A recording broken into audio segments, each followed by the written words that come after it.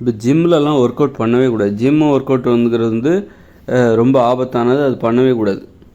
எப்படி ஆபத்தானா, நான் சமீபத்தில் ஒரு வீடியோ பார்த்தேன். ஒருத்தர் என்ன பண்ணுறாரு, கீழே அதாவது ஒரு படுத்துட்டு காலுகளுக்கு ஒரு ஒரு கால்களை வச்சு நிறைய வெயிட்டை தூக்கி கால்களை மடக்கிறார்.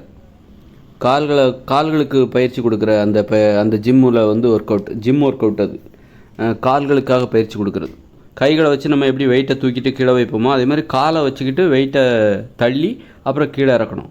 அப்படி இறக்கும்போது பார்த்திங்கன்னா அவருடைய கால் பின்பக்கமாக மடங்கிருச்சு. அவர் வெயிட்டை தூக்கி கீழே வைக்கும்போது அந்த இறக்கும்போது அவர் என்னாச்சுன்னா காலை முட்டு கொடுத்து தூக்கி இறக்கும்போது என்னாச்சுனாக்கா அது கால் பின்பக்கமாக உடஞ்சிருச்சு. அதை பார்க்கணும் பகீர்னு ஆச்சு. இந்த ஜிம் ஒர்க் அவுட் எவ்வளோ ஆபத்தானது, ஜிம்மில் ஒர்க் அவுட் பண்ணுறது பயங்கர ஆபத்தானது. அதுலேருந்து தெரிஞ்சுக்கிட்டேன் ஜிம் எவ்வளோ விபரீதமானது. சரி, இந்த இயந்திர அறிவியல் உலகில் நமக்கு வேறு வழி இல்லை, அதை ஏற்றுக்கிட்டு தான் ஆகணும் அப்படின்னு. அதனால் ஜிம்மில் போய் ஒர்க் அவுட் பண்ணால் கூட தீவிரமாக பண்ணாதீங்க. அவர் கால் பின்பக்கமாக உடஞ்சி போச்சு. அவர் நல்லா பல்காக தான் இருக்கார், நல்ல ஒரு உடற்கட்டெல்லாம் நல்லா தான் இருக்குது. அந்த கீழே படுத்துக்கிட்டு காலை வச்சு வெயிட்டை தூக்கி இறக்கும்போது பார்த்திங்கன்னா அப்படியே காலை பின்பக்கமாக அது உடச்சிக்கிச்சு. அதனால் ஜிம்மில் போய் ஒர்க் அவுட் பண்ணுறதா இருந்தாலும் கொஞ்சம் பாதுகாப்பாக பண்ணணும். ரொம்ப மென்மையான உடற்பயிற்சி, ஆபத்தில் அதை ரொம்ப யோசித்து இது என்ன விளைவு வரும். அதனால் இது கண்டிப்பாக ஜிம்மில் ஒர்க் அவுட் பண்ணுறது கண்டிப்பாக ஆபத்தானது தான். அது மனித வாழ்வில் இந்த மாதிரி உடற்பயிற்சி பண்ணவே கூடாது. ஜிம்மில் ஒர்க் அவுட் பண்ணுறோம்ல, அது எந்த காலத்துலையும் பண்ணவே கூடாது. அது ஏற்றுக்கொள்ள முடியாத ஒரு உடற்பயிற்சி, ரொம்ப ஆபத்தான உடற்பயிற்சி, அதனால் அதை பண்ணக்கூடாது என்பது தான் எனது கருத்து. உடற்பயிற்சினா அது யோகாசனம் தான். மனித உடற்பயிற்சி அப்படின்றால் அது யோகாசனம் தானே ஒழிய ஜிம்மில் ஒர்க் அவுட் பண்ணுறதுலாம் வன்முறை உடற்பயிற்சி வன்முறை. அது நம்ம என்ன சொல்லணும், உடற்பயிற்சி வன்முறை அப்படின்னு தான் சொல்லணும். வன்முறை கலந்த உடற்பயிற்சி, வன்மையான உடற்பயிற்சி, அது ஆபத்து நிறைந்தது, அழிவு நிறைந்தது. அது நிறைய பேருக்கு அந்த மாதிரி ஜிம்மில் அந்த மாதிரி நிறைய பேருக்கு ஆகிருக்குது. நிறைய விபத்துகள் ஏற்பட்டிருக்கு, ஜிம்மில் மரணமே ஏற்பட்டிருக்கு. ஜிம்மில் ஒர்க் அவுட் பண்ணும்போது அந்த பொருட்கள் பளு தூக்குகிற அந்த வெயிட்டெல்லாம் கீழே விழுந்து கை கால் உடஞ்சி நிறைய விபத்துகள்லாம் ஏற்பட்டிருக்கு. அதனால் அது மாதிரி விபத்துகளுக்கு வாய்ப்பே இல்லாத, அது மாதிரி யோகாசனத்தையும் என்ன பண்ணணும், மென்மையாக தான் பண்ணணும். ரொம்ப முரட்டுத்தனமாக யோகாசனத்தில் பயங்கர திறமையெல்லாம் காட்டிகிட்ருக்கூடாது. ரொம்ப வில்வித்தையெல்லாம் காமிச்சிட்ருக்கூடாது. உயிரை பணயமாக வச்சுலாம் யோகாசனம் பண்ணக்கூடாது. சிரமமான யோகாசனத்தை பண்ணவே கூடாது. நிறைய ரொம்ப உயிரை பணயமாக வச்சுட்டு பயங்கரமாக காமிச்சிட்ருப்பாங்க. அதெல்லாம் பார்த்தா யோகாசனம் இப்படிப்பட்டதா, இதெல்லாம் நம்மளால் பின்பற்றவே முடியாது.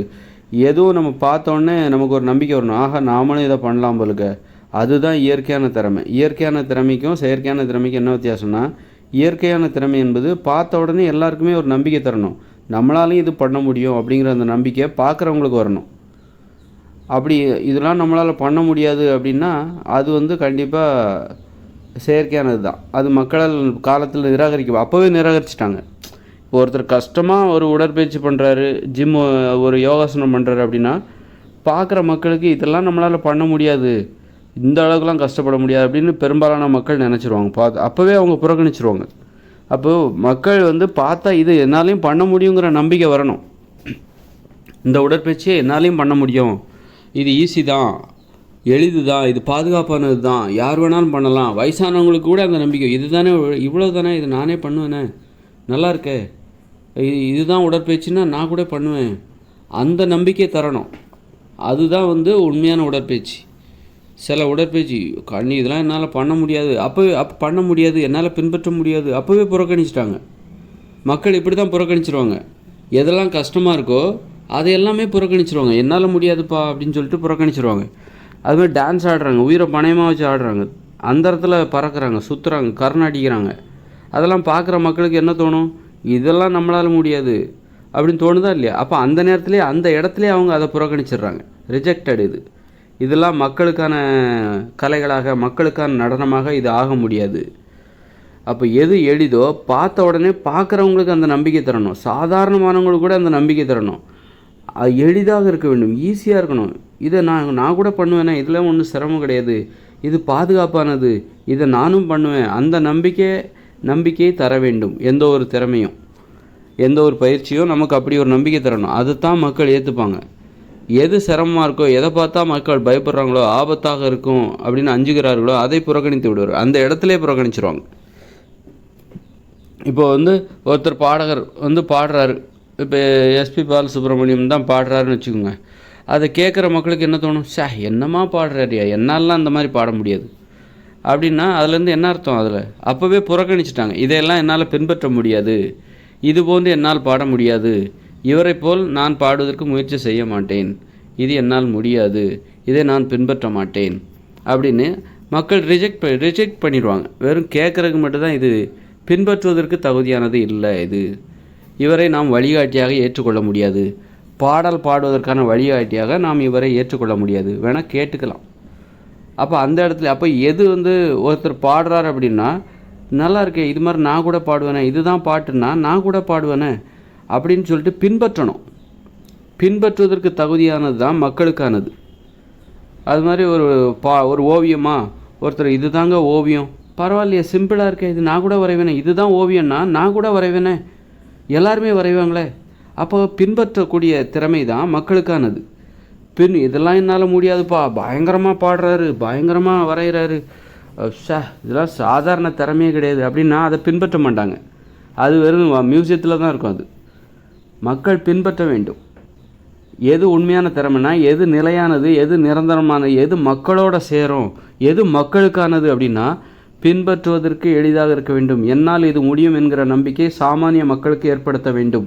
சாமானிய மக்களுக்கு ஒரு நம்பிக்கையை ஏற்படுத்த வேண்டும். என்னால் இது முடியும் என்கிற நம்பிக்கையை சாமானிய மக்களுக்கு ஏற்படுத்த வேண்டும்.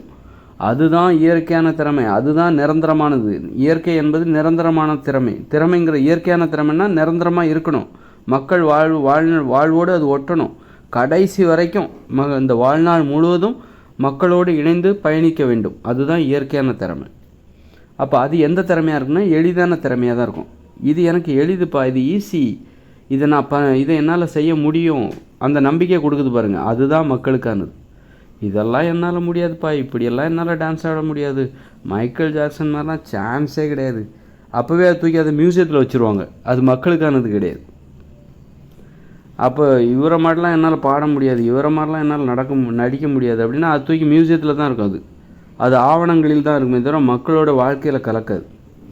அதனால் மக்களுக்கானது எது, மக்களுக்கானதாக இருக்க வேண்டும். நாம் கண்டுபிடிப்பது நம்முடைய திறமை என்பது நம்மளை பார்த்தா 4 பேர் அதை பின்பற்ற வேண்டும். பின்பற்ற முடியும் என்கிற நம்பிக்கையை அதை ஏற்படுத்த வேண்டும். அதுதான் மக்களுக்கானதாக இருக்க வேண்டும். அவர்கள் தான் மக்களுக்கானவர்கள், மக்களுக்காக உழைப்பவர்கள் அப்படின்னு அர்த்தம்.